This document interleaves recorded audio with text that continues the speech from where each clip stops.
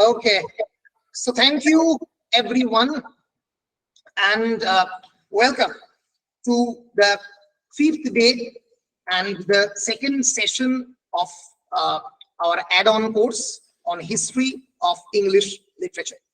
So you have already attended the lecture of Dr. Arnob Chatterjee in the previous class. He spoke on Enlightenment literature, 18th century literature. In today's class, in this present session, we are getting with us Professor Bidhan Mondal.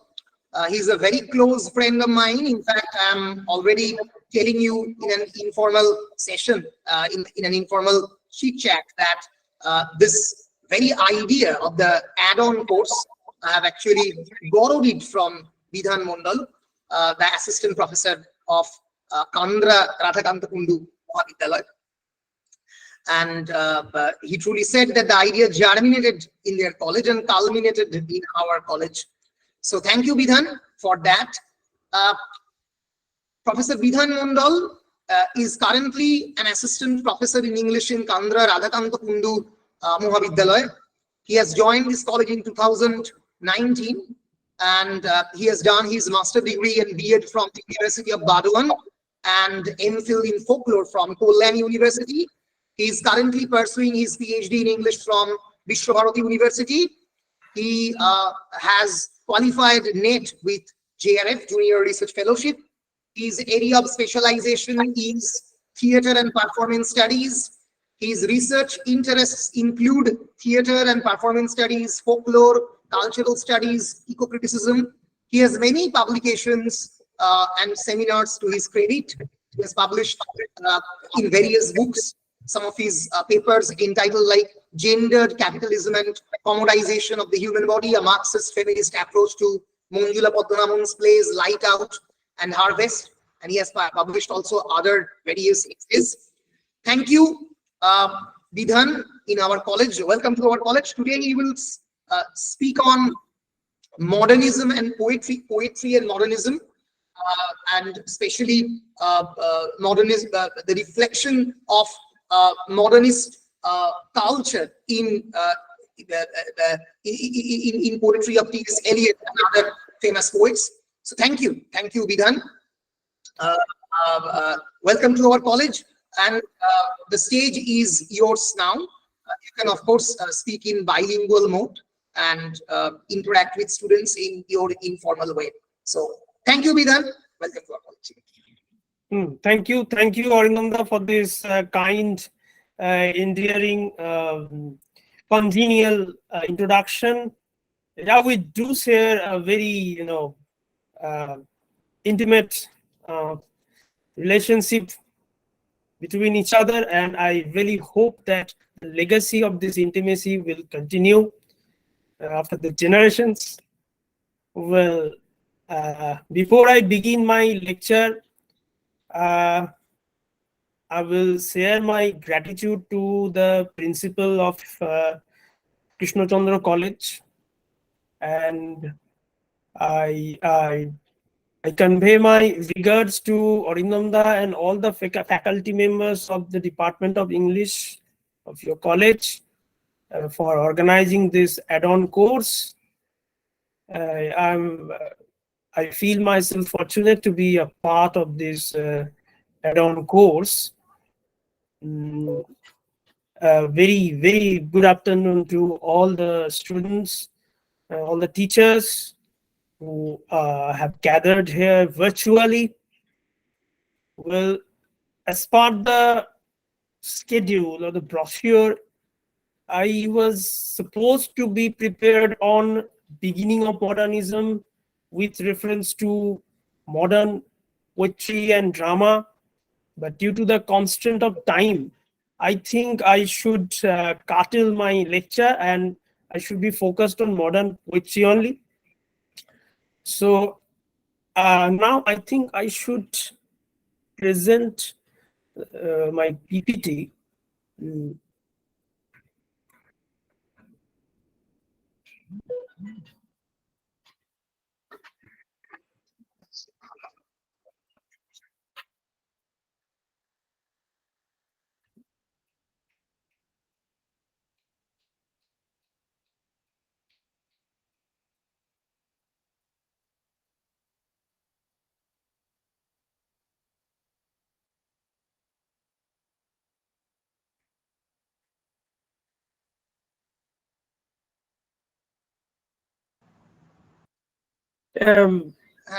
দেখা যাচ্ছে, but minimise করে বেরিয়ে গিয়ে পিপিটিটা চলে যায়।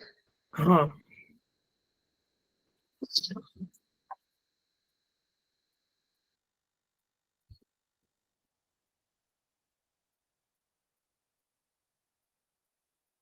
হ্যাঁ দেখা যাচ্ছে। একদম পরিষ্কার দেখা যাচ্ছে। আচ্ছা, স্লাইডটাকে অন করে দাঁড়িয়ে ব্যাস পরিষ্কার। is it visible? Absolutely visible. Okay, so the title of my presentation, as you can see on the screen, Modern Age, Modernism, modernity, modern poetry. So I think Obishekta, he has already elaborated on the historical background of modern age. So I think I should better be focused on modernism, the dominance of modernism in the beginning of the 20th century, and my focus will mainly be on its impact on modern poetry, specifically the poetry of the Edwardian period and the Georgian period. Now, as we all know, that modernism is an art movement.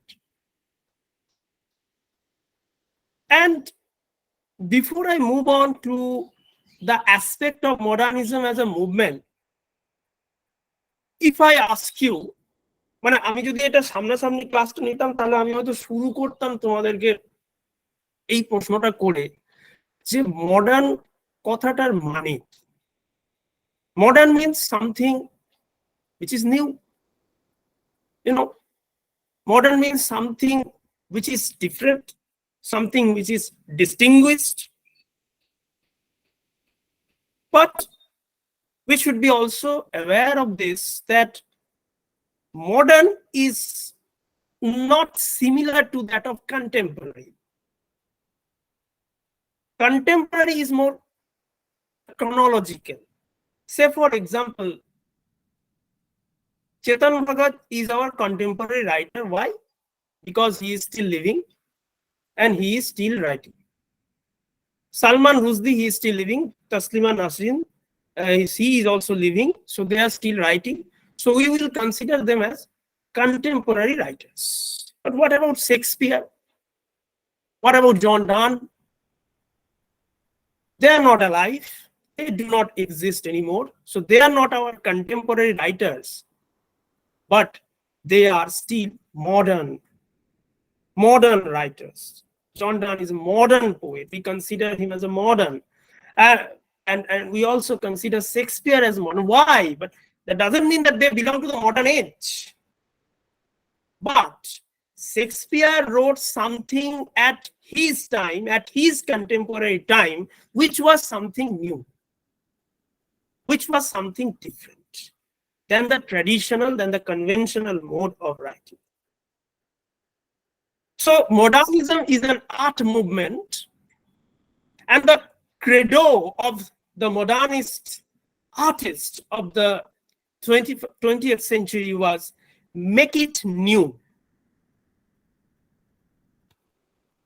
So these are the modernist or modern art movements, which are also considered as avant-garde. What is the meaning of this term avant-garde? This means the radical iconoclastic tendency in challenging, questioning artistic, social conventions with innovations. তাহলে avant-garde মানে কি? একটা radical idea বা একটা tendency বা একটা trend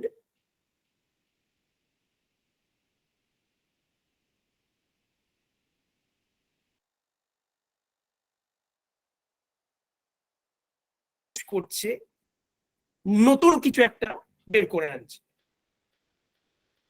So I have mentioned the 20th century art movements like Impressionism, Cubism, Fauvism, Expressionism. I'm not a connoisseur of art.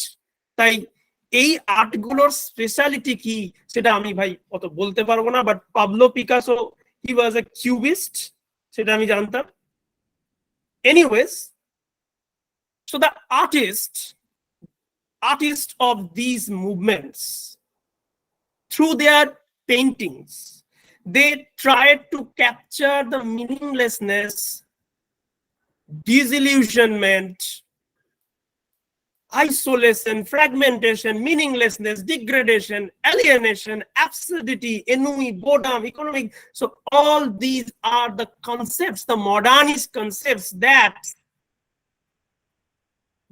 have been developed by the artists, and that also influenced literature as well.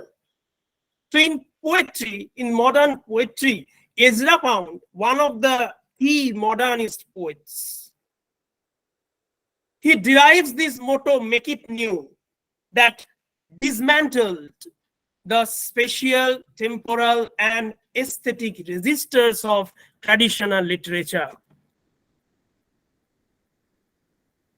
Now, these are the recurrent features, these are the recurrent concepts that we will all find while reading modern poetry. I will come to that later. Actually, these are all the outcomes of the World War. You know, the 20th century, the beginning of 20th century, the First World War started from 1914 and it was concluded in the year 1918. So the contemporary Europe or contemporary world was war torn.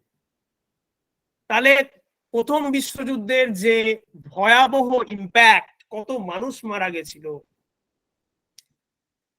মানে ভগবানের প্রতি মানুষের যে আস্থা সেটাই decline হয়ে যাচ্ছিল। মানুষের মধ্যে একটা ডিসইলিউশনমেন্ট তৈরি হচ্ছিল, মানুষ নিজেকে আইসোলেটেড ফিল করছিল, অ্যালিয়েনেটেড ফিল করছিল, মানুষের আইডেন্টিটিটা যেন একটা ফ্র্যাগমেন্টেড হয়ে গেছিল।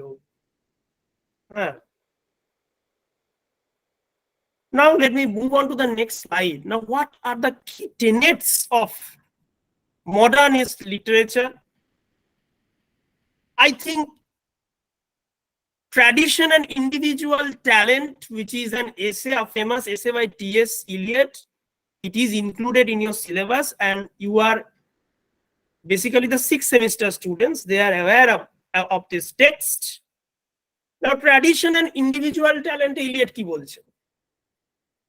The present is inextricably tied to the past through tradition.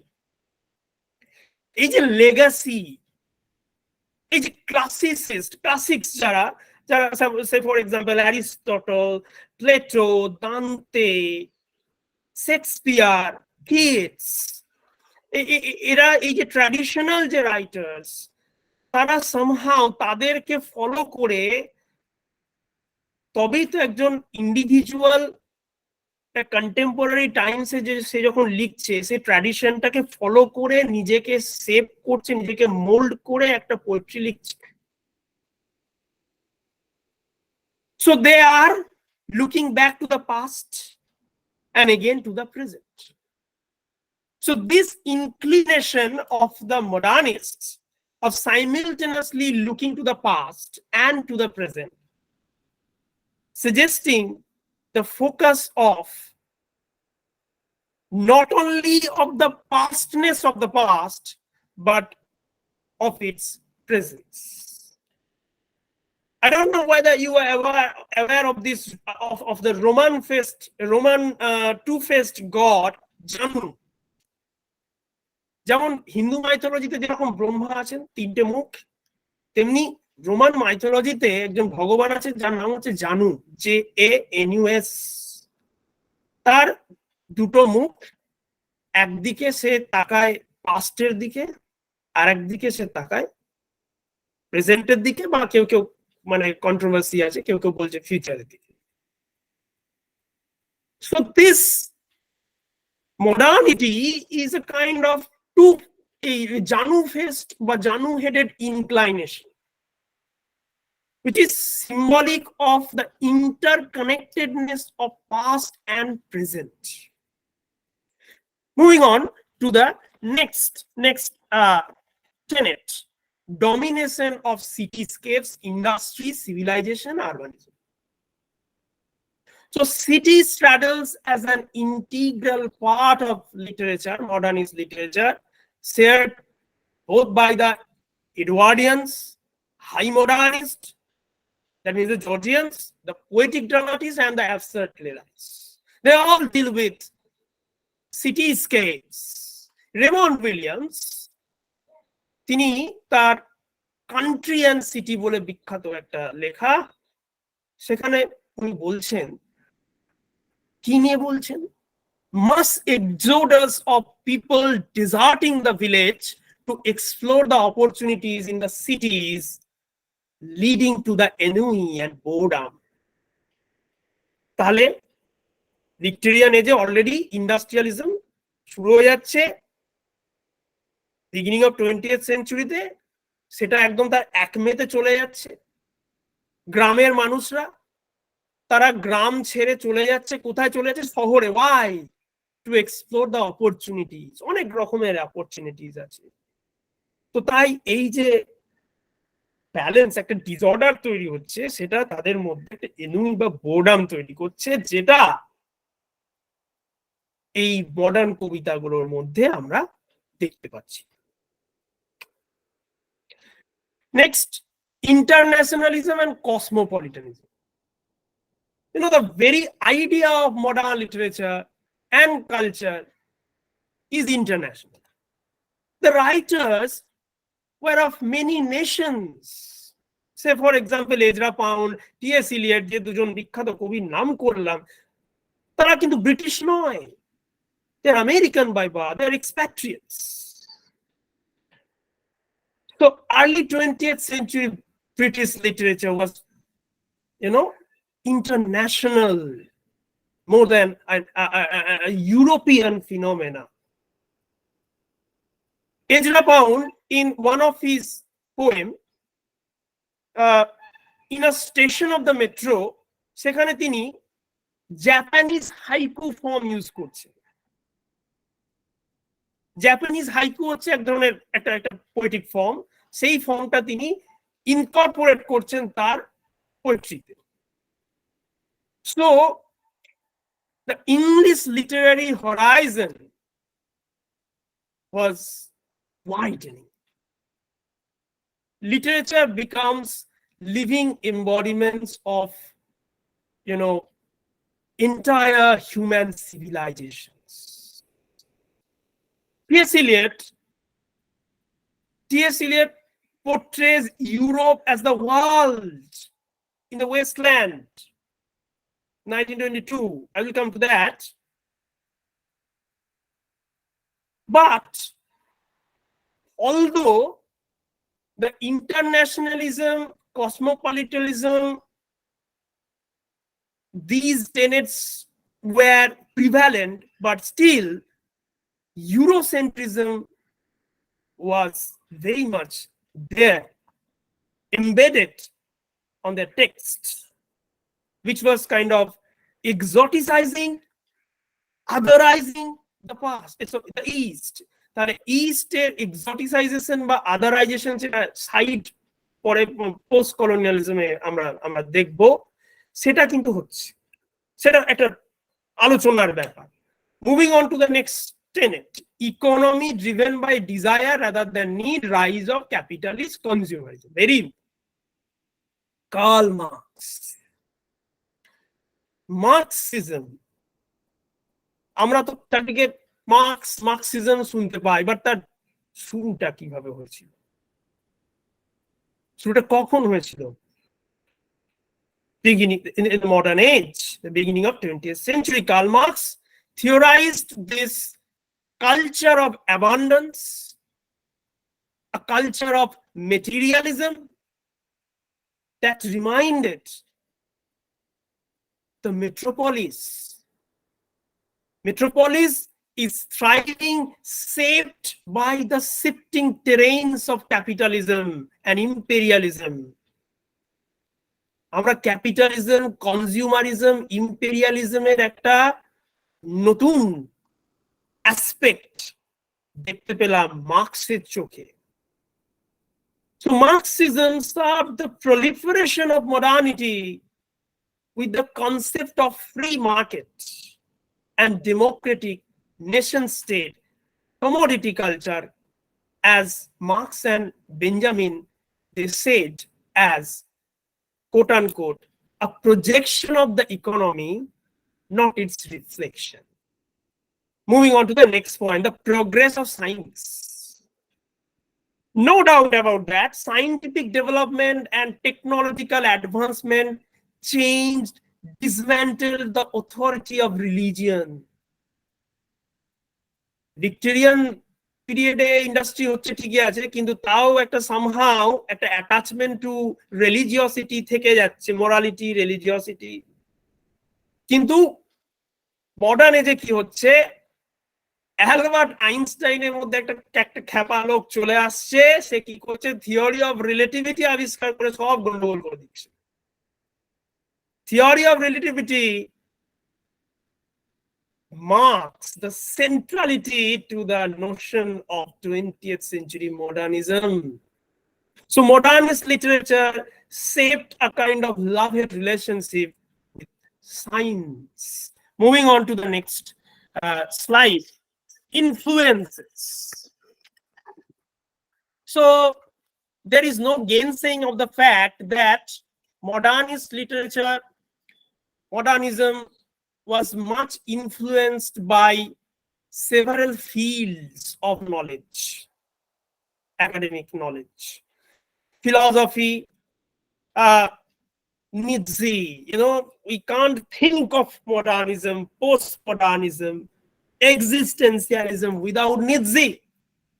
Nietzsche wrote in his book, Thus Spoke Zarathustra. Thus spoke Zarathustra, উনি বললেন coat unquote, god is dead, ঈশ্বর মারা গেছে। That triggered the notions of both modernism, postmodernism, existentialism, that we are puppets in a godless universe. আমাদেরকে একটা godless ইউনিভার্সে ছেড়ে দেওয়া হয়েছে। তারপরে সে কি করছে, তারা সিসিফাস হয়ে যাচ্ছে। এগুলো আরো গভীরে আলোচনা করা যায়, সেক্ষেত্রে হেডেগার, ক্যামু, সাত্রে এগুলো একটু পড়তে হবে, আমি এখন আর যাচ্ছি না সেখানে। Bergson's study of time revolutionized the concept of time. Modernist understanding of time, memory, and consciousness. You know that stream of consciousness novels, fictions. I think Abhishek, the fiction বইতে গিয়ে stream of consciousness নিয়ে বলেছেন। So Bergson's idea of time, study of time ছাড়া বাবা stream of consciousness develop করতো না। Then psychology, Freudian psychoanalysis, Freud বলে আরো একটা খ্যাপালো। The interpretations of dreams বলে একটা বই লিখলেন, that immensely contributed the modern notions of psyche, layers of consciousness, subconsciousness, unconscious, uncanny, যেটা কি হলো stream of consciousness কে আরো ডেভেলপ করলো। তারপরে তো ফ্রেঞ্চ সিম্বলিস্ট পোয়েট্রি আছে, রিম্বট, Mallarme, Baudelaire, Valerie. T.S.. Eliot তো বলেই দিয়েছেন যে এদের কবিতা ছাড়া আমার কবিতা তৈরি হতো না। So T S. Eliot was much influenced by this French symbolist poets, Rimbaud, Mallarme, Baudelaire, Valery, and then of course Russian Revolution, Bolshevik Revolution, and the Russian literary works like Dostoevsky's fictions, Tolstoy's works, you know, the concept of polyphony, the concept of heteroglossia. If we think in terms of Bakhtin, then all you know, Bakhtiনের পুরো কনসেপ্টটাই হচ্ছে দস্তয়েভস্কির যে ফিকশনের উপরে base করে উনি multiplicity of narratives of পলিফনি নিয়ে বলছেন। তো আমি কি করলাম, আমি মডার্ন এজের ব্যাকগ্রাউন্ডটা করতে না গিয়ে আমি মডার্নিজম এবং মডার্নিটিটা কিভাবে তৈরি হচ্ছে, মানে আর্ট মুভমেন্ট গুলো কিভাবে মডার্নিজমটাকে লিটারেচারের মধ্যে ইনস্টিল করছে, ইনফ্লুয়েন্স করছে, তারা কিভাবে মেজর ইনফ্লুয়েন্সেস গুলো কি সেগুলো নিয়ে বললাম।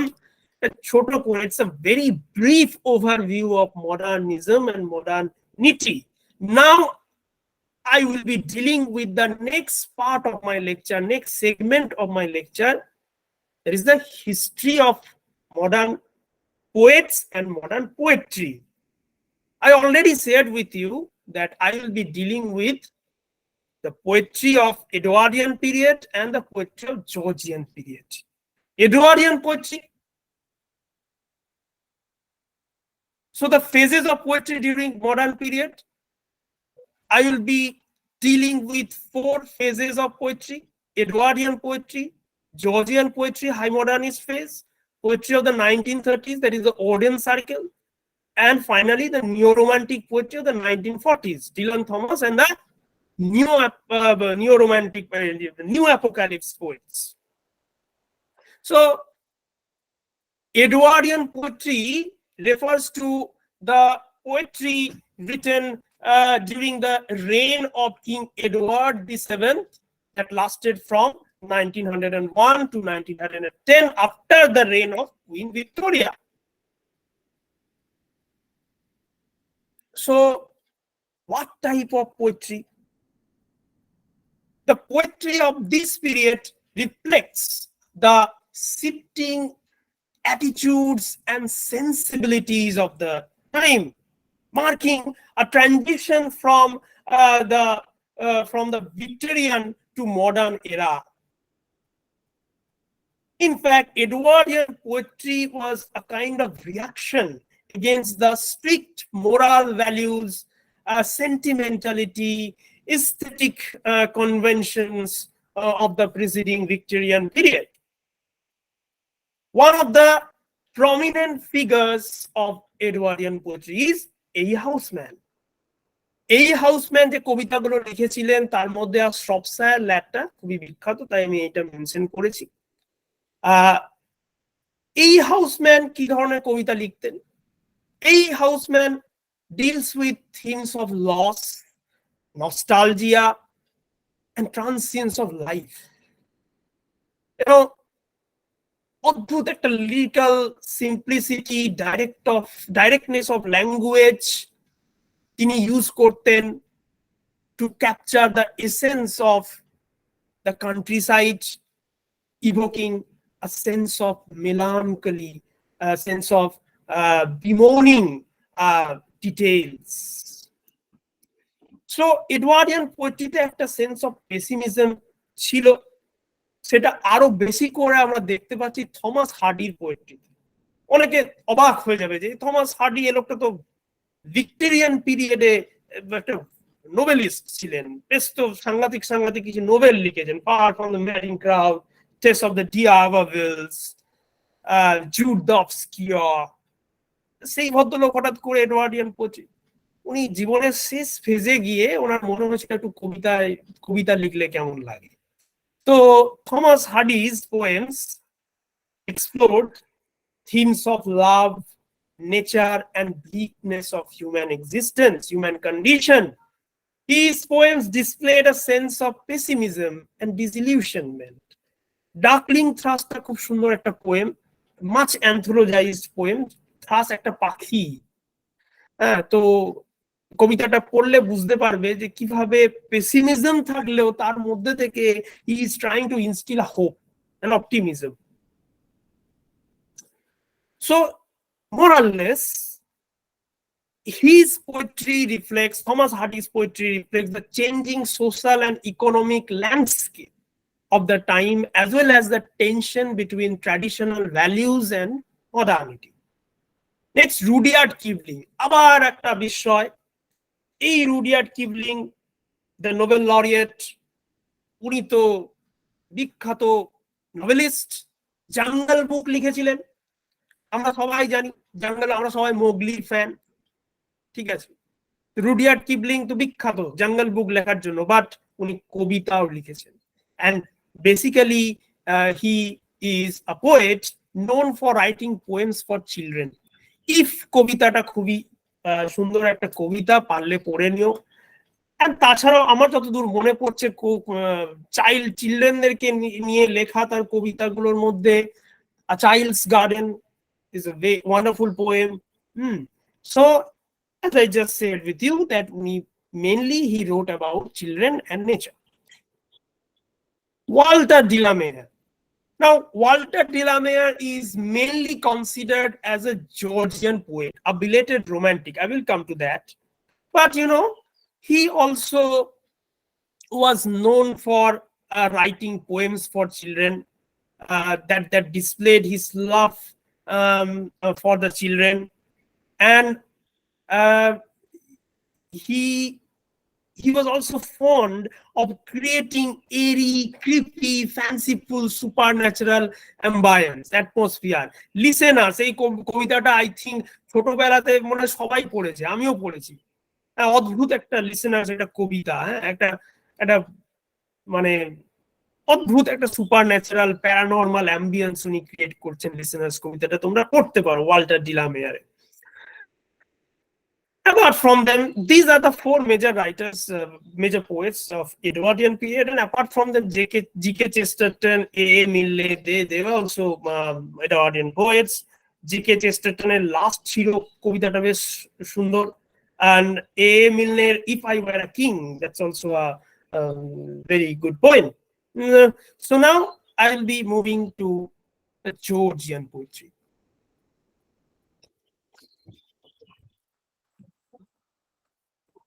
So just as Edwardian poetry, Georgian poetry refers to the period between 1910 to 1935, the successive reigns of King George V and George VI.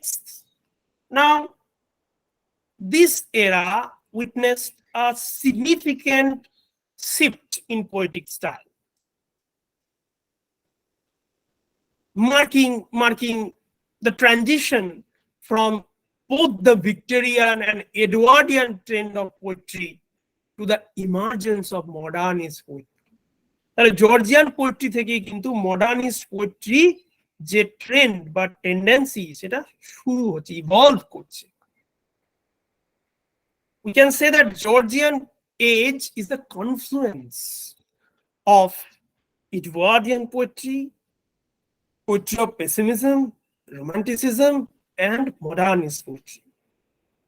The Georgian poets in the beginning phase, they sought to move away from the introspective and pessimistic tone of the preceding period, the Edwardian poets. And tara ki likhche Georgian poets ra, they aim to capture a sense of beauty, nostalgia, and an appreciation for humanity, for natural beauty, and other relatable phenomena. They were influenced by romanticism and they sought to revive it. And one of the prominent Georgian poets, as I just said, Walter de la Mare.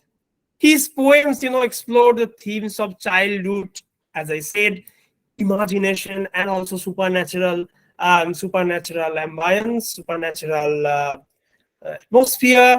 Mare's works were known for their musicality, rich imagery, creating a kind of dream-like and haunting atmosphere. Songs of childhood. This Songs of Childhood is one of his celebrated works, a collection of poems. And then another central figure of Georgian poetry was Rupert Brooke. He is also known as a war poet. Through his collections of war sonnets, 1914 and other poems, 1915 খ্রিস্টাব্দে এটা publish হয়েছিল, this volume of poems captured the patriotic zeal and the idealistic sentiments of the early years of First World War.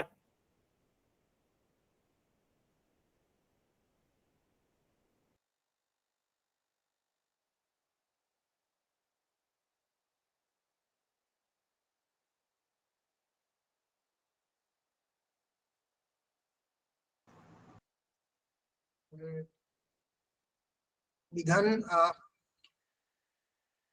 am I audible? Yes, sir. বিধানকে কি তোমরা শুনতে পাচ্ছ? No, sir. No, sir. Wait. Recognizing the notion of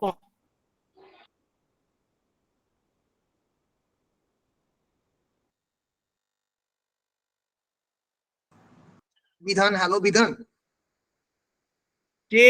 JINGOISM, jingoism, মানে যুদ্ধে শহীদ হওয়া। Sir আপনার ভয়েসটা ক্র্যাক করছিল, শোনা যাচ্ছিল না। এখন ঠিক আছে? একবার রিপিট করে দিলে ভালো হতো একটু। ওই মাঝখানে 1 মিনিট মতো রিপিট করে দাও। 1 মিনিট একটু রিপিট করে দাও। থেকে ওই রিপার্ট গ্রুপ থেকে করব? রুপার্ট ব্রুকের পর থেকে করে দে। হ্যাঁ, মানে জাস্ট মানে ওই আচ্ছা ঠিক আছে করে দিচ্ছি। So you know, Rupert Brooke's poetry captured the patriotic and idealistic sentiments of the early years of First World War, characterized by their strong lyrical language, romantic imagery, themes of youth, loss, morbidity, mortality. So Brooke's poetry marks a transition from romantic to war poetry. But he was criticized. He was criticized for the element of jingoism in his poems. Jingoism ta ki JINGOISM, jingoism hocche the notion of romanticizing or glorifying war. কেউ একজন যুদ্ধে মারা যাচ্ছে, মার্টায়ার হয়ে যাচ্ছে, হ্যাঁ, তাকে glorify করা হচ্ছে। হ্যাঁ, মানে realistic picture of the green reality of the battlefield সেটাকে তুলে ধরা হচ্ছে না, সেটা ওয়ার পোয়েট্রিতে তুলে ধরা হচ্ছে, সেটাতে আমি আসছি। Next, John ম্যাসফিল্ড। John Masefield wrote poems focused on nature, sea, and also working class people. His famous collection is Saltwater Ballads, যেটা খুব important. And then, one of the giants of modern age, W.B. Yeats, William Butler Yeats. I will come to Yeats, but before that, in a nutshell, if I sum up Georgian poetry, then Georgian poetry is the beginning phase represented a nostalgic and romantic response to the changing times in connection with the natural world.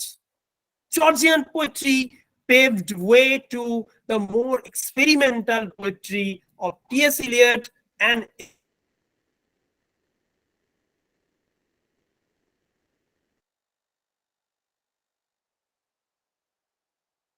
romanticism, revival of romanticism, and of course the experimental innovations in the poetry of T.S. Eliot and Ezra Pound.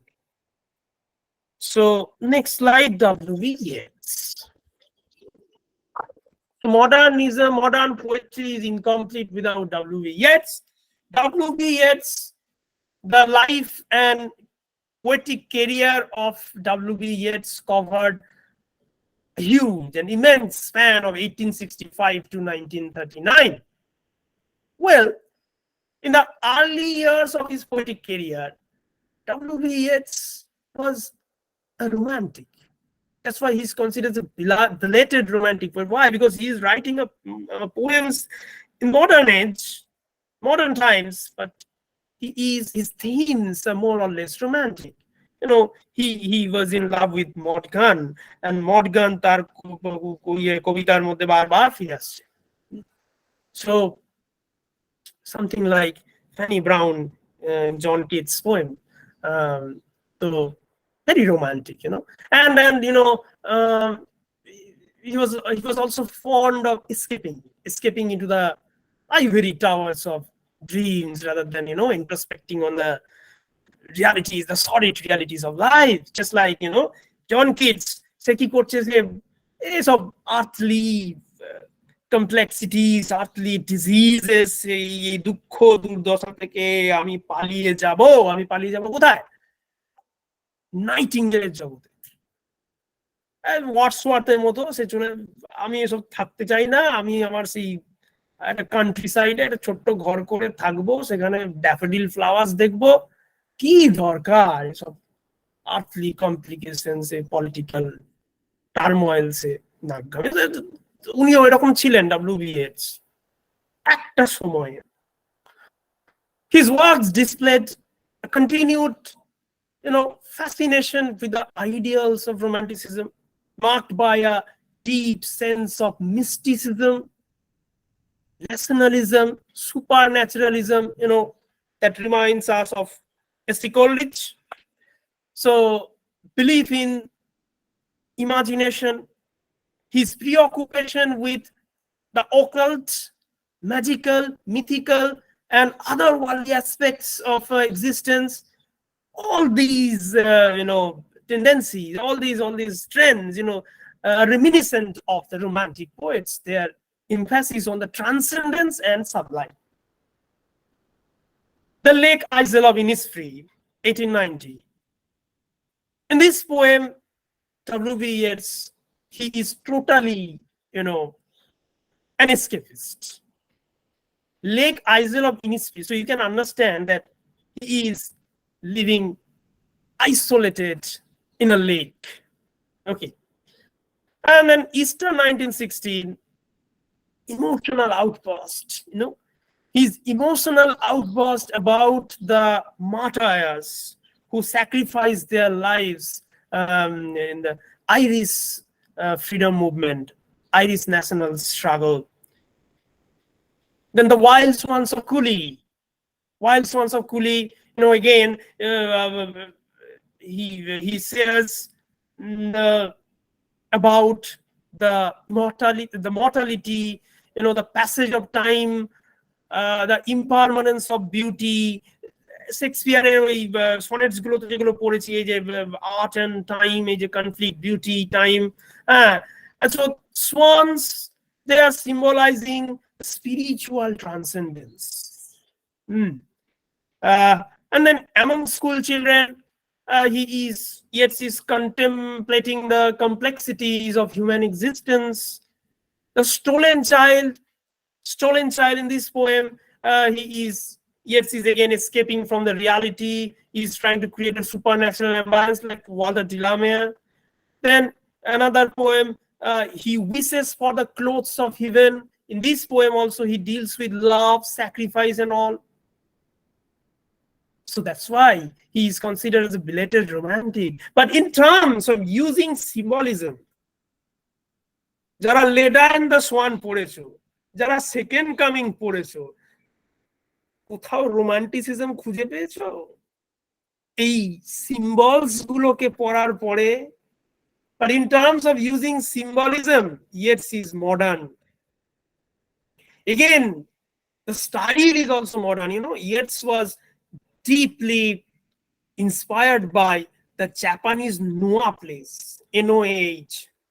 উনি রবীন্দ্রনাথের মতো উনিও কিন্তু নোয়া প্লেজে খুব influenced হয়েছিলেন, and he embraced experimentations, innovations and other modern techniques of modernist poets. So he has no problem with the experimentation. His theme is only, more inclined towards romanticism. The second coming, which is in your syllabus. Second coming e ki bolche? The falcon cannot listen to the falconer, তাই তো? Gyre imagery, turning and turning into a widening gyre, and then things fall apart, the center cannot hold. So he's writing about the contemporary situation. Human beings cannot listen to the creator. So the spiritual, the lack of spiritual sustenance, the lack of spiritual transcendence, যেটা Eliot তার কবিতার মধ্যে বারবার বলছেন। So the apocalyptic imagery, the reflections, the concerns about the turbulent times, the rough beasts. And then another poem, an Irish yeoman foresees his death. Here WBA, just like a modern war poet, he reflects this feeling, the feeling of an Irish soldier who is foreseeing his death in the battlefield. And then, of course, Leda and the Swan. Leda and the Swan is also in your syllabus, where Zeus, taking the disguise of a swan, is raping Leda. And so, in the garb of the Greek myth, he is, Yeats is trying to condemn imperialist agenda, colonialism. Ireland, his native country, was under the British rule. So, Leda is Ireland, Swan, Zeus is England, British Empire. Sailing to Byzantium, another much anthologized poem where he deals with aging, mortality, quest for immortality, permanence of art. Byzantium is the symbol of spiritual transcendence. So, to cut a long story short, the blend of romantic ideals with modernist innovations led to the unique quality of his poetry, which is often described as a bridge between the romantic era and modernist movement. বোঝা গেল WBS কে কেন belated romantic বলা হয়. Moving on to the next giant. T.S. Eliot, Thomas Stance Eliot, যাকে ছাড়া আমার এই লেকচারটা দেওয়াই বৃথা. So T.S. Eliot, the remarkable span of his life and literary career covers the span 1888 to 1965. T.S. Eliot-এর ব্যাপারে আর কি বলবো, এত লিখেছেন, এত কিছু লিখেছেন, তো সেটা আমি কয়েকটা select works I have mentioned here. One of them is definitely the love song of J. Alfred Prufrock. Why? Because it is in your syllabus, and this poem is considered as the manifesto of modernist literature. So the poem, in fact, title নিয়ে আমি আর কি বলবো, তোমাদের টিচাররা বলেছেন, আমি আর বললে অনেক বলা হয়ে যাবে. So the poem is presenting the theme of alienation and the struggle of an old man for self-expression. W.B. Yeats, তিনিও কিন্তু old age নিয়ে লিখেছেন, but he is more positive about being old. Old man is a wise man. But Eliot is not that much positive about this. 5 gray hairs, it's not wisdom to Eliot, but rather Eliot, the old man, Prufrock, is willing to express his love for the ladies, but he fails. So the struggle for self-expression. And then Westland is, considered as the Bible of modernism. So Westland niye ki bolbo? The most celebrated and influential book on the fragmentation and disillusionment in society after the First World War. কি নেই কবিতাটার মধ্যে? ইন্টারটেক্সচুয়ালিটি, প্রচুর text থেকে উনি incorporate করে উনি এটা তো বেরিয়াল অফ দ্য ডেড, অনেক কিছু আছে এটাতে, কি বলবো, হিপস অফ ব্রোকেন ইমাজিনারিজ, যেটা ওয়েস্টল্যান্ড পড়লে বোঝা যাবে আর কি। ওয়েস্টল্যান্ডের শেষটা হচ্ছে শান্তি শান্তি শান্তি, এমন একটা টেক্সট যে টেক্সটের মানে কেউ খুঁজে পাবে না, সেটা যিনি লিখছেন তিনি জানেন, তিনি বুঝতেই পেরে গেছেন, যার জন্য উনি নোটস দিয়ে গিয়েছিলেন, নাহলে ওয়েস্টল্যান্ডের মানে কেউ উদ্ধার করতে পারত না। এনিওয়েজ, আমি বেশি কিছু বলবো না ওয়েস্টল্যান্ড নিয়ে বলা, মানে কি বলবো, আমি নিজে খুব ক্ষুদ্র একটা মানুষ, আর ওয়েস্টল্যান্ড নিয়ে কি বলবো। Next poem, ash Wednesday. So after Eliot's conversion to Anglicanism, he wrote this poem, Ash Wednesday. This poem is about redemption, about spirituality. Four quartet is also same, Four quartet is a magnum opus of Iliad that deals with philosophical, metaphysical themes, drawing on Iliad's belief in spirituality.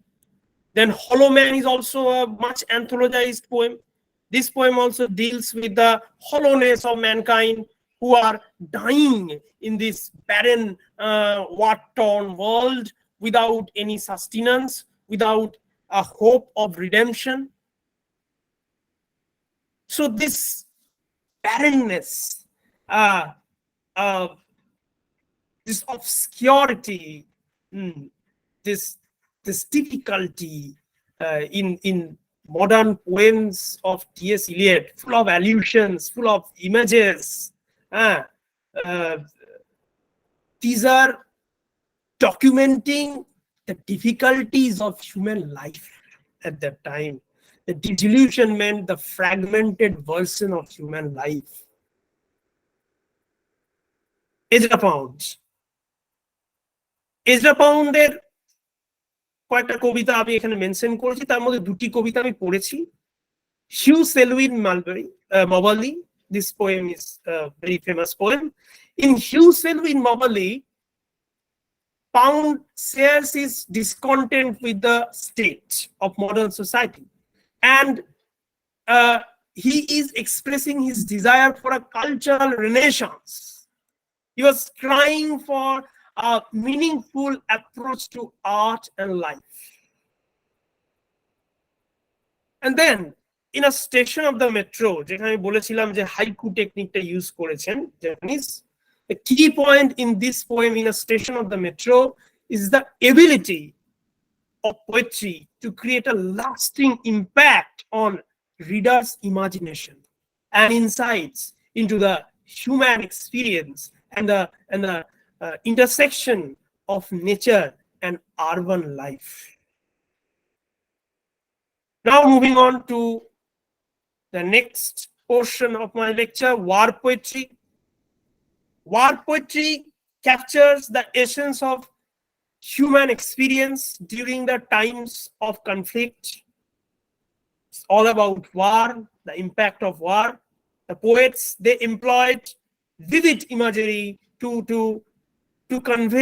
confess the profound impact of realities of the battlefield, the impact of battlefield on individuals, society, and humanity in general.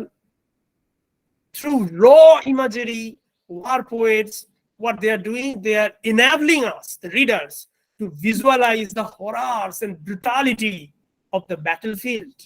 They are exploring the psychological and emotional toll of war.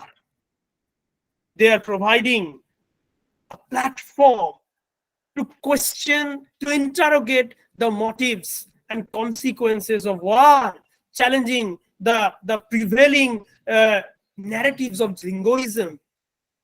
They are offering voice to counter voice to those who have been marginalized or silenced by war. War poetry provides means for soldiers, for veterans, for civilians to express their attitude, their approach, their experiences, their thoughts, their grievances against war. And war is not something that needs to be romanticized, that needs to be glorified. War is something that needs to be condemned. And Wilfred Owen is one of the most popular among the war poets. His poetry serves as a testament of the horrors of war, the pity of war. Anthem of Doomed Youth. In this poem, Owen presents a stark realism, a contrast between the traditional funereal rites and the grim burial of a soldier who died in the battlefield. Owen is emphasizing the lack of proper burial of a martyr. That's why he's portraying them, the victims, as doomed youth. যাদের যে যৌবনটা, youthfulness has been doomed by war. Next point, dulcet decorumist. The title of the poem is itself very ironic. Dulcet decorumist is the Latin dictum that means it is sweet and honorable to die for one's country. Owen is challenging this very, very jingoist, idealist Latin dictum. Owen denounces this jingoist notion of romanticizing and propagating war. You know, the poem vividly describes the experience of a soldier suffering in the battlefield during a gas attack. You know, First World War enemies-ra tara ki korto, tara airplane থেকে gas sales গুলোকে ফেলতো এবং সেই gas sales গুলো যে chemical যে একটা reaction হতো এবং তাদের এক ধরনের মাস্ক তারা পরতো। যদি তোমার মুভিজ গুলো দেখো রিলেটেড টু ওয়ার, তাহলে তাদের এক ধরনের মাস্ক তারা পরতো সেই কেমিক্যাল, ওই গ্যাস গুলোর কেমিক্যাল রিয়াকশন থেকে নিজেদেরকে বাঁচানোর জন্য। বাট কোনো কোনো ক্ষেত্রে হয়তো লেট হয়ে যেত, তখন কি হতো, সেই গ্যাস গুলোর ইম্প্যাক্টের জন্য তাদের মুখে ব্লিস্টার্স, গায়ে ব্লিস্টার্স তৈরি হতো, তারা মারা যেত। তাহলে এই যে impact of a gas attack, the terrifying condition, situation of a soldier was attacked by a gas cell who could not wear the mask in time. তাকে নিয়ে এই কবিতাটা। Strange Meeting, this is also a most anthologized poem, depicts a soldier's dream encounter with a fellow soldier he had killed in a battle. Through their dialogue, Owen expresses or explores the futility, the pity of war. He's presenting an emphatic, empathetic and compassionate portrayal of the soldiers on both the sides. You know, they are fighting enemies, they are fighting both the sides, the soldiers of both the countries, both the nations, they are fighting against each other. Why? For the nation, but they do not have any personal enmity, but they are still fighting. Why? For their nation. So these concepts, this utter foolishness of fighting is challenged here. So in a nutshell, so apart from Wilfred Owen, I have also mentioned the other war poets like Siegfried Sassoon. Suicide in the Trenches is one of his poems. Rupert Brooke's The Soldier, it is also a famous poem. Isaac Rosenbach, Break of the Day in the Trenches, খুবই ভালো কবিতা, এটা পড়তেই পারো। Edward থমাসের the আউল, এটা আমরা ছোটবেলায় পড়েছিলাম, তোমরা পড়েছো নাকি জানি না। লাইটস আউট, দ্য আউল, এগুলো এডওয়ার্ড থমাসের কবিতা। রবার্ট গ্রেভস, উনিও একজন ওয়ার পোয়েট, উনি ওয়ার পোয়েমস ওয়ার নিয়ে লিখেছেন। To Lucasta going to the war, এটা তার famous poem. So in a nutshell, war poetry provides a searing, severe critique of war, exposing its green realities, emphasizing the human cost, reminding us the horrors of war and the need for compassion and understanding. Moving on to the next slide, the poetry of 1930s by Auden Circle. So these are the poets: W.H. Auden, Christopher Isherwood, Stephen Spender, Louis MacNeice, C.D. Lewis.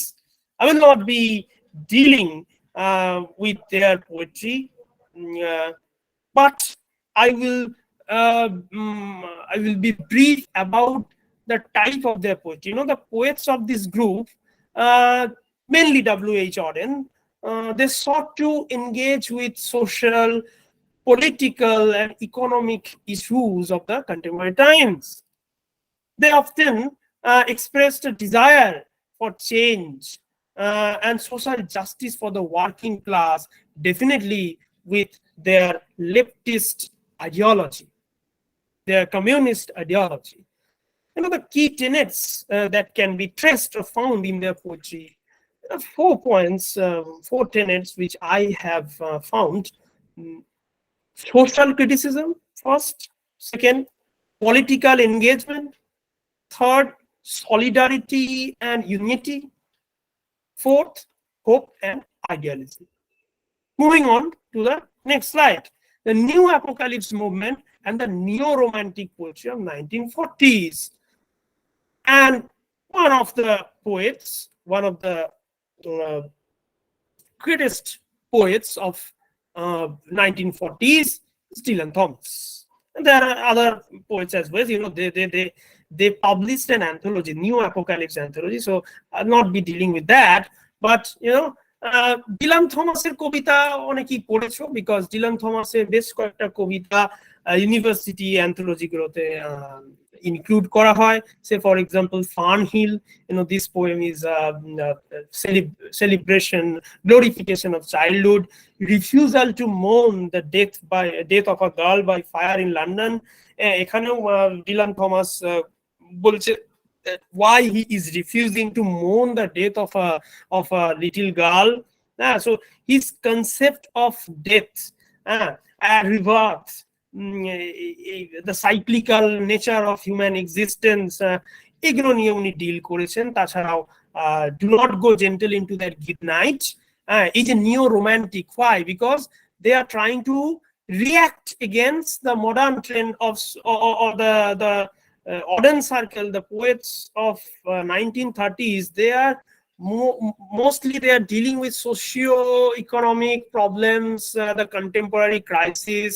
But the poetry of 1940s, the poets like Dylan Thomas, they are challenging, they are reacting against this notion with their emotional outbursts. They are trying to revitalize, regenerate romanticism. So it's a reaction against the modernist trend of poetry, reviving the spirit of romanticism, emphasizing personal emotion, nature, exploration of the inner self. So I have also collected 6 tenets which I can mention about this poetry. Firstly, emphasis on emotion. Secondly, celebration of nature, childhood. Thirdly, rejection of rationalism. Fourthly, individuality and subjectivity. Fifth, romantic idealism. And finally, symbolism and imagery. So যদি তোমরা Dylan থমাসের কবিতা বলো, তাহলে তো মানে symbolism আর ইমাজেরিতে ভর্তি, একদম আমাদের জীবনানন্দ দাশের কবিতার মতো। That's why he is one of the greatest surrealist poets, Dylan Thomas. So based on my lecture, based on my discussion, I can elicit certain features which are consistent, predominant in modern poetry. First of all, free verse. Modern poets, they employed free verse frequently without fixed regular meter or rhyme scheme. Kono fixed rhyme scheme, regular meter, syntax, or construction, tar kono specific pattern nei. This allows the poets to enjoy freedom of expression. Next, experimentation and interrogation. Innovations in form, language, structure, playing with construction, syntax, spacing, typographies, punctuations that create new meanings. Imagery and symbolism, they use ample amount of rich, unexpected metaphors, similes, and other figurative devices to convey their message. Stream of consciousness. Modern poems modern poets explore the flow of thoughts and feelings directly from the poet's mind that creates a sense of immediacy, and intimacy with the readers. Amra boli ke romantic poetry is all about heart predominates, but in modern poetry, that's why head predominates, intellect predominates over emotion. Then fragmentation, anxiety, frustration, pessimism. So the heaps of broken imagery, you see multiple polyphonic voices, multiplicity of voices are juxtaposed to address the isolated, alienated, fragmented, disillusioned life after war. Socio-political commentary, interest in the working class poetry of 1930s, as I just said. Intertextuality, intertextuality to খুবই important একটা aspect of modern poetry. Say for example, তোমরা তো পড়েছো এই ইলিয়টের proof, the love songs of J.L. তুমি তোমরা দেখতেই পাবে যে হ্যামলেট চলে আসছে কোথা থেকে। তো ওয়েস্টল্যান্ড পড়তে গিয়ে, if you read Burial the Dead, the first one, the first poem, but it's a collection of poems though, Wasteland, a book. So first poem is Burial of the Dead. The শুরুটাই হচ্ছে April is the cruelest month. So T.S. Eliot is actually borrowing this idea, this line from Prologue to Canterbury Tales of Chaucer. তাহলে media ভিলেজে চলে গেছে, যেখানে Chaucer বলছেন April is the sweetest month. সেইটাকে উনি কি করছেন, ইন্টারটেক্সচুয়ালিটি করে উনি চেঞ্জ করে বলছেন এপ্রিল ইজ দ্য ক্রুয়েলেস্ট মান্থ। তো এরকম ample amounts of ample numbers of clusters of allusions, প্রচুর কিছু আছে intertextuality. And finally, impersonal and objective. So definitely when you will read traditional and individual talent, you will be aware about the theory of impersonality. So romantic poetry is all about subjectivity, but modern poetry is all about impersonality, and also it should be objective. So objective correlative. If you read Eliot's essay Hamlet and His Problems, you'll be also aware of this objective correlative. So I will conclude my discussion here. Thank you. If I get one more opportunity to take your class physically, then I will be dealing with modern drama. But I think I should end my class here. Thank you.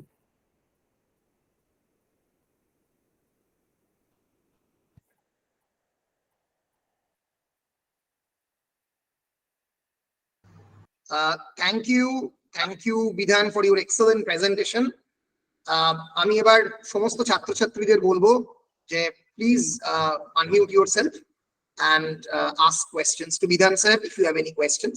I know that you have questions, so please proceed.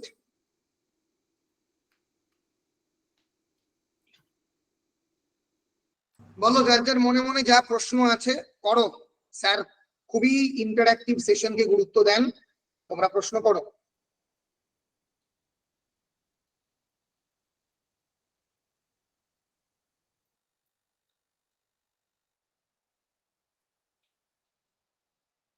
অনেকেই হাত তুলছে, বুঝতে পারছি। আচ্ছা, Bratin Kumar Chowdhury, please unmute yourself and share your query or question if you want to ask.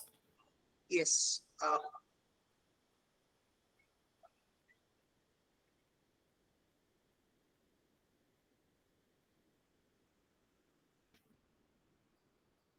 বলো, কারো কোনো প্রশ্ন থাকলে বলো, না হলে আমি শুরু করবো প্রশ্ন দিয়ে আর কি।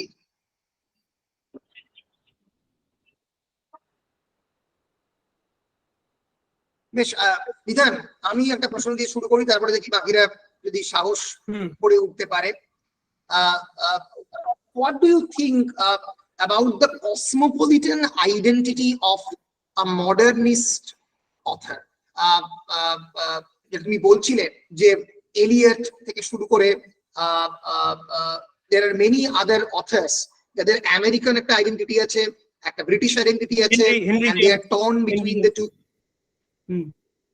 Absolutely. তাহলে এই যে কসমোপলিটানিজম and modernism, এই যে many identity of the many nations তাদের মধ্যে পরিস্ফুটিত হচ্ছে, এই ব্যাপারটা নিয়ে তুমি কি বলতে চাও এবং সেটা তাদের how it affected their poetry? তাদের somehow আমার যেটা মনে হয় যে আমেরিকা যে কনটেক্সট সেটা তো একদমই ইউরোসেন্ট্রিক কনটেক্সটের থেকে আলাদা, তাই এই সমস্ত পোয়েটরা যারা expatriates, say for example T S. Elliot,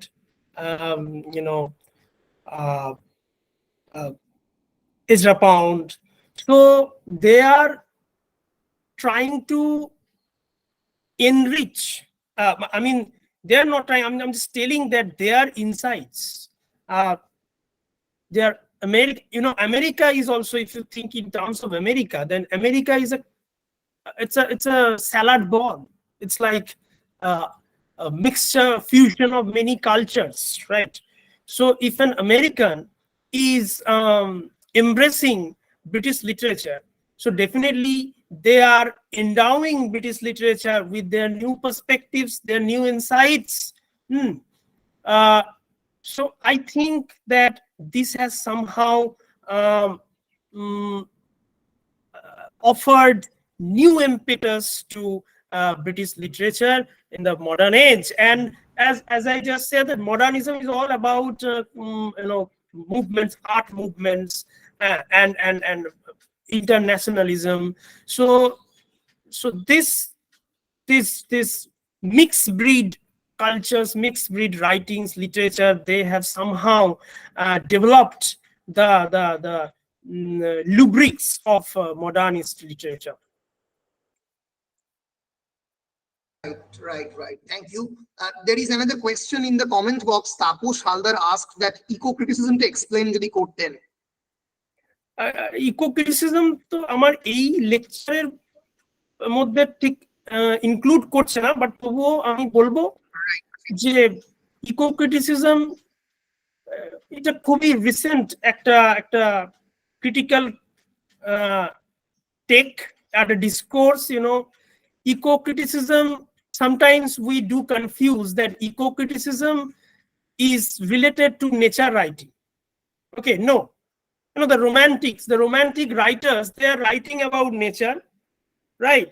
They are pantheists, they are glorifying nature, but they are not concerned about the degradation of nature. But the eco-critics, when an eco-critic is writing a poem, or say for example an eco-critic is writing an essay or fiction, they are more concerned about the environmental degradation.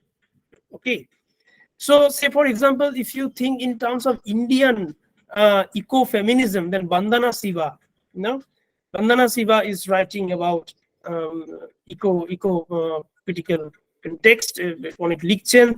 Mahasweta Devi, তার অনেক লেখার মধ্যেও eco-critical perspective তোমরা খুঁজে পাবে, যেখানে জঙ্গল ডিফরেস্টেশনস নিয়ে কথা বলা হচ্ছে, যেখানে গ্লোবাল ওয়ার্মিং নিয়ে কথা বলা হচ্ছে। Rachel Carson's the silent string, it's a kind of a key text of eco-criticism. তাছাড়াও গ্লটফেলটি আছে, সেরিল গ্লটফেলটি বা জেরার্ড, গ্রেগ জেরার্ড, তারা এই সমস্ত ইকো-ক্রিটিক্যাল কনটেক্সট গুলোকে ইভলভ করছেন আর কি। গ্রেগ জেরার্ডের ইকো-ক্রিটিসিজম বইটা পড়তে পারো, এখান থেকে শুরু করতে পারো, এটুকু বলতে পারি। রাইট, বিখ্যাত বই। ইকো-ক্রিটিসিজম, জু ক্রিটিসিজম, অ্যানিমাল স্টাডিজ, তারপরে পোস্ট হিউম্যানিজম।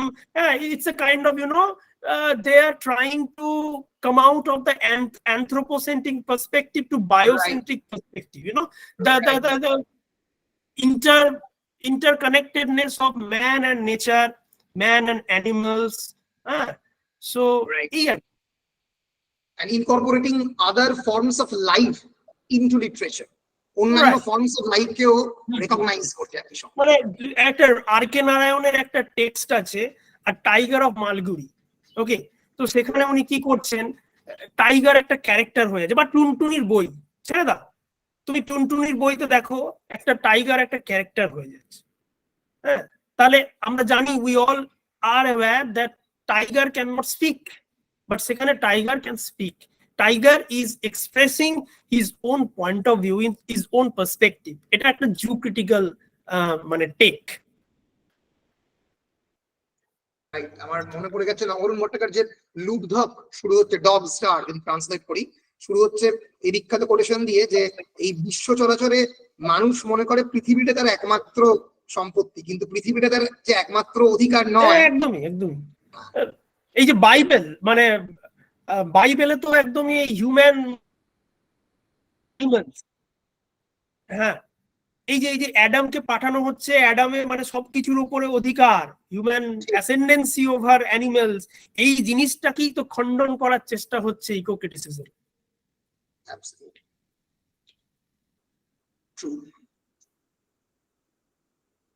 আর কারোর কোনো প্রশ্ন রয়েছে? আর কারোর কোনো প্রশ্ন থাকলে করতে পারো। আচ্ছা, ব্রতিম কুমার চৌধুরী বলে একজন হাত তুলেছে অনেকক্ষণ ধরে, একবার দেখো না। আমার ধারণা যে ও এমনি হাতটা তুলে আছে উইদাউট, মানে কোয়েশ্চেনের জন্য নয়, আমার মনে হয় এমনি হাতটা তুলেছে হয়তো। Bratim Kumar Chowdhury, any question? No.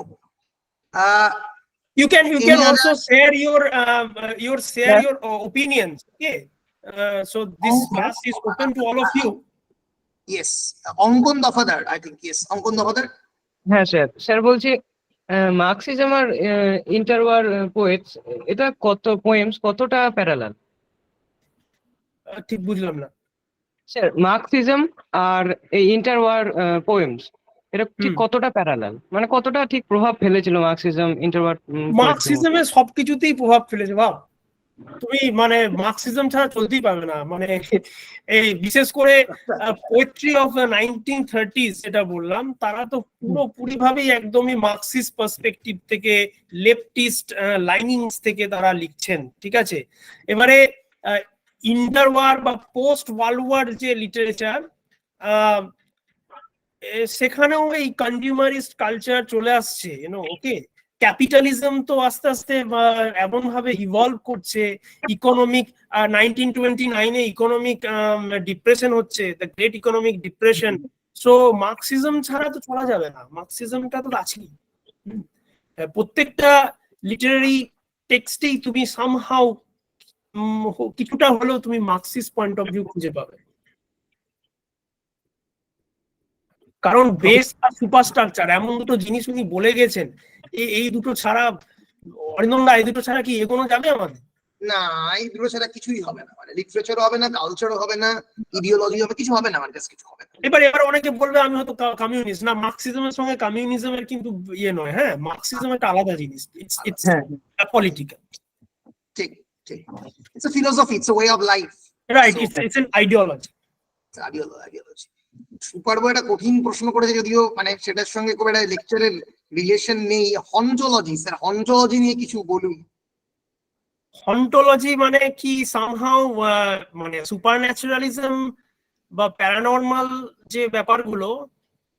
না, হন্টোলজি কথাটা নতুন একটা term, হন্টোলজি। Derrida actually coined the term in his book The Spectres of Marx in 1995. Okay, so Jacques Derrida coined the new term in assimilating two ideas. One is ontology, that is the study of the being, and another is ontology. Okay, so what he said, according to him, the specters of Marx is haunting the entire Europe. He's actually saying this after the fall of the USSR. বুঝতে পেরেছিস কনটেক্সটে কেমন করে গোটা ইউরোপে মার্কসের ভূত তাড়া করে বেড়াচ্ছে, এবং এই ল্যাক অফ সিম্প্যাথি, এমপ্যাথি আপন পভার্টি স্ট্রিকেন পিপল, এইটা নিয়ে বলতে গিয়ে এই ফিলোসফিক্যাল স্ট্যান্স এবং তার সঙ্গে সঙ্গে একটা নিউলি কয়েন টার্মকে একটা জায়গায় দেরিদাই ছিল আর কি। এসব দেরিদাই পারে, অ্যাপোরিয়া তৈরি করছে। কি বলছে স্যার? Hauntology willing suspension. আচ্ছা, উইলিং না, আমি বলি উইলিং সাসপেনশন অফ ডিসবিলিফটা তোমাদের মধ্যে ক্লিয়ার করা আমি চেষ্টা করছি, যদিও আমাকে একটু বায়োগ্রাফি আর লিটারেরিয়াতে যেতে হবে, একটু গো ব্যাক টু রোমান্টিক এরা। তো উইলিং সাসপেনশন অফ ডিসবিলিভ মানে কি? দেখো, ডিসবিলিভ কথাটা, ডিসবিলিভ মানে হচ্ছে that you do not believe. Okay, that you do not believe, you do not believe in a ghost. তুমি বিশ্বাস করো না যে ঘোস্ট বলে কিছু এক্সিস্ট করে, ঠিক আছে, but you are suspending that disbelief. That means you are believing what you do not believe. You are suspending your disbelief, and you are doing this deliberately, willingly. So intentionally or willingly you are suspending your disbelief. Why? To enjoy, to be entertained by reading that poem. কারণ রোম্যান্টিসিজমে preface to lyrical ballad যদি পড়ো বা biography literaria, তাদের main পারপাসটাই হচ্ছে to entertain, to delight the readers, right? তো এই যে গল্পের গরু গাছে চড়ে, এইটা আমরা জানি যে বাস্তব লাইফে এটা পসিবল নয়, বাট ওই গল্পটা পড়ার সময় সেইটাকে এনজয় করার জন্য আমাদের কিছুক্ষণ হলেও ধরে নিতে হচ্ছে যে গল্পের গরু গাছে চড়ে। এবার এই ভূত জিনিসটাতে যদি তুমি বিশ্বাস না করো, তাহলে ক্রিস্টাবেল পড়লে তোমার ভালো লাগবে না? জেরাল লাইনের ভূত ক্রিস্টাবেলের মাথায় পোজেস করছে, হ্যাঁ, তাই তো নাকি অরিন্দমদা? ঠিক বললাম তো? একদম একদম একদম।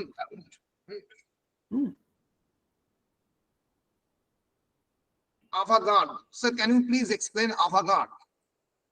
এই তো avant-garde যেটা বললাম আমি, একদমই এটা this term is quite relevant in the context of modernism, because you know the modern art movements, the modernist writers, they are trying to challenge the established notions of literary tenets, the conventional modes of literature, art, architecture, whatever. So that is why if you are, say for example, if you are now willing to challenge the democracy, right, then you will be called anarchic, then you will be called also an avant-garde. But যখন তুমি তোমার নতুন একটা perspective দিয়ে তুমি সেটাকে challenge করছো, হয়ে গেল। বাট সেখানে কিন্তু একটা নিউ ইনসাইট দরকার। হ্যাঁ,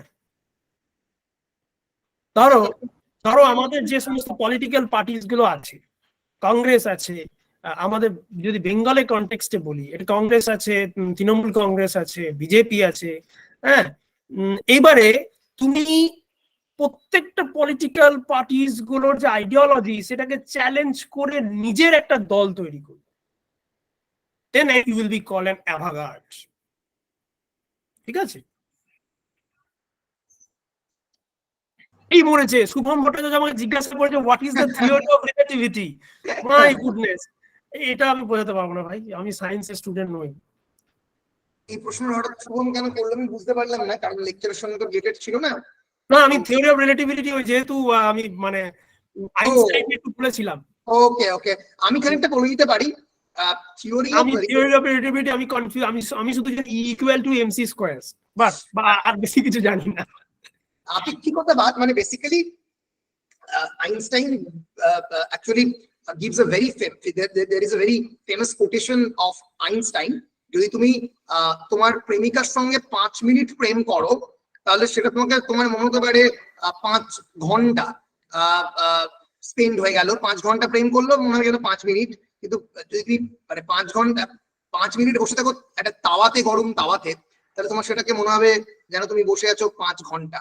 এই যে ব্যাপারটা যে মানে every time and space everything is relative, এই কনসেপশনের কথা আইনস্টাইন বলেছিলেন। এবং ওই সময় যেটা ঘটেছিল সেটা হচ্ছে theory of relativity, Heisenberg's uncertainty principle, quantum mechanics, এই যে টাইম এবং স্পেসের কনসেপ্টটা খুব আনস্টেবল এবং একটা আনসার্টেন জায়গায় পৌঁছে যাচ্ছে। এইটা একটা বড় কারণ মডার্নিজমের পপুলারিটি বেড়ে যাওয়ার, কারণ মডার্নিজমের আইডিয়াটাও একটা টাইম, ওই যে স্পেশিয়াল টেম্পোরাল, এই যে টাইম, আবার বাথসনের টাইমটা আমি যেটা বললাম আর কি, বডি অফ টাইম, এটাও কিন্তু খুব ইম্পর্টেন্ট। Right right. তবে কোয়ান্টাম মেকানিক্সে এখন আমি রিসেন্ট শুনলাম যে দুজন ফিজিসিস্ট তারা থিওরি অফ রিলেটিভিটিকে সামহাউ চ্যালেঞ্জ করে কিছু একটা নোবেলও পেয়েছেন, আই গেস। হ্যাঁ হ্যাঁ হ্যাঁ, রিসেন্টলি আমিও নিউজটা পড়লাম। Sir, Sir, what is vorticism? Sir, what is vorticism?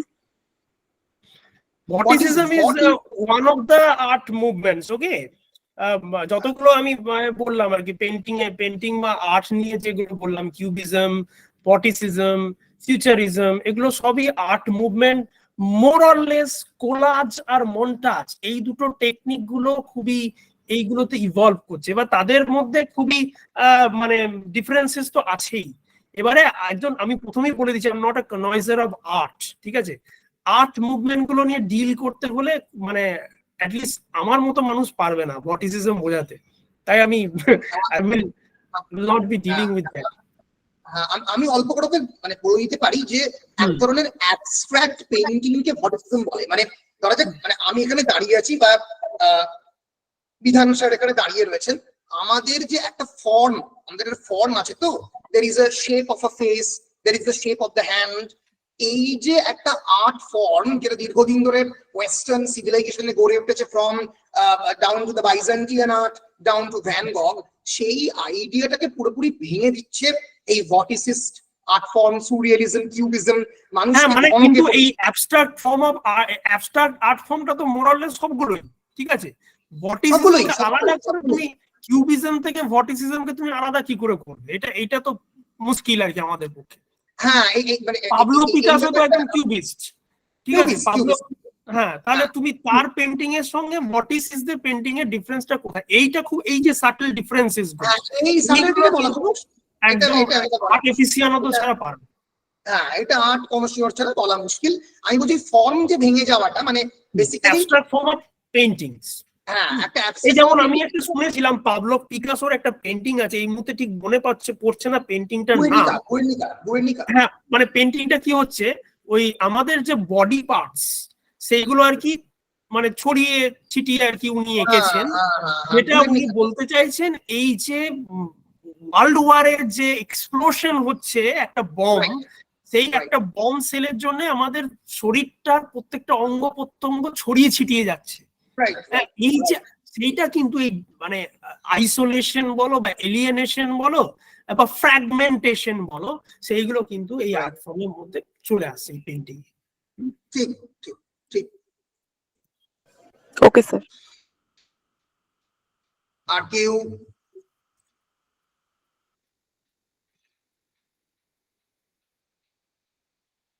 আর কোনো প্রশ্ন কারোর?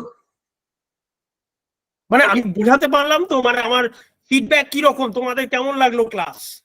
আমি খুব সহজ করে জটিল বিষয় বোঝানোর চেষ্টা করলাম।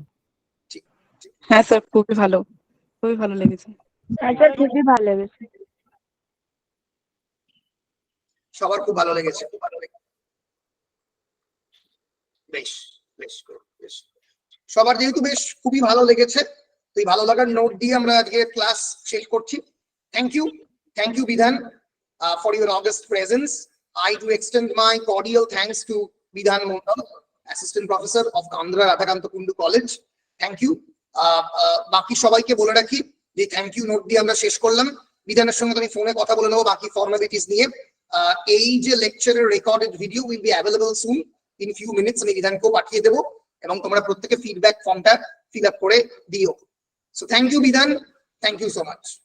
Thank you very much. I have really enjoyed taking the class or delivering my lecture, and I'm also happy the way they are interacting.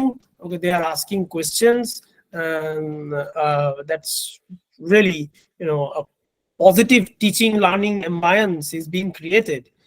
So all credit goes to you, sir. That way you have taught them, the way you have you know, groomed them up. Okay, so that is quite I must appreciate that. Thank you. And will be really pleased if I be physically available to your college, then I will be interacting with them once again. Yes. So we'll organize this physical lecture as soon as possible. So let us wait for the recess to be over. The recess period to over, and then we'll contact you. Okay. So thank you, Bidhan. Thank you.